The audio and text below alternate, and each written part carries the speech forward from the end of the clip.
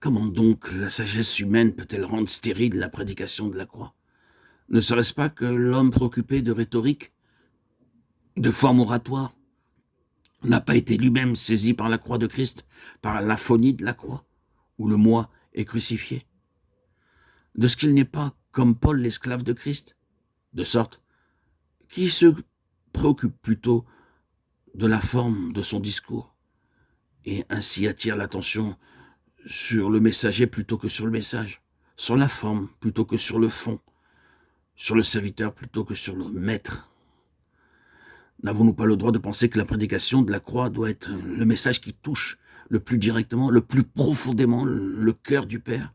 Et ne comprenons-nous pas qu'il refuse de bénir quiconque se sert du message au lieu de le servir?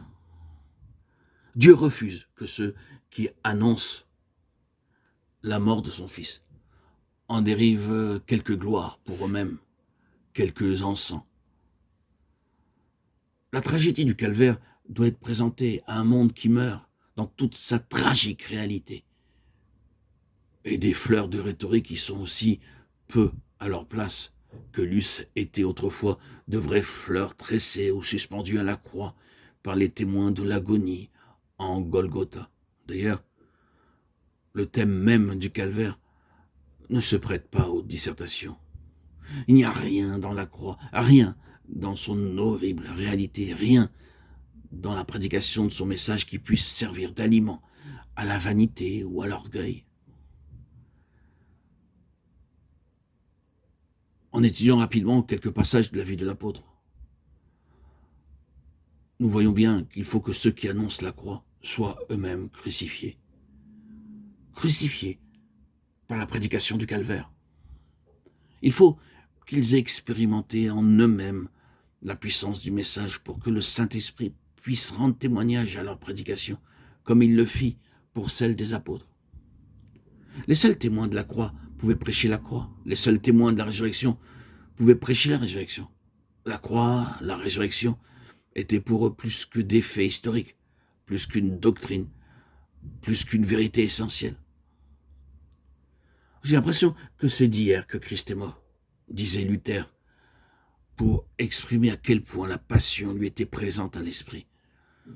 C'est ainsi que le Saint-Esprit révèle la croix encore aujourd'hui à ceux que Dieu appelle à l'annoncer, de sorte qu'ils sont auprès des hommes porteurs d'un message vivant. Et même ce message les possède à ce point que toute pensée d'eux-mêmes est consumée. Ils ne s'inquiètent plus de la condamnation ou des louanges, mais le cœur brisé par l'amour qui leur a été révélé, ils proclament aux pécheurs que leur seule espérance est dans la mort du Fils de Dieu. L'apôtre Paul eut cette révélation du calvaire. Il comprit ce qu'était pour le Père l'immolation du Fils, dans la mesure où l'homme peut pénétrer la pensée du Père.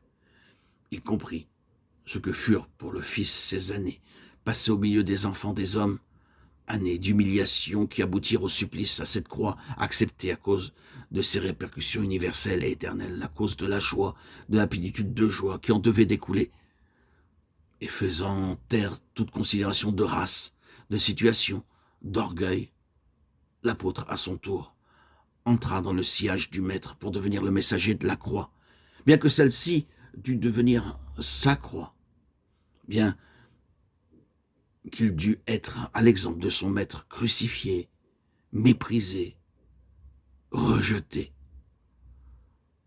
Paul, esclave de Jésus-Christ, écrit-il dans ses épîtres.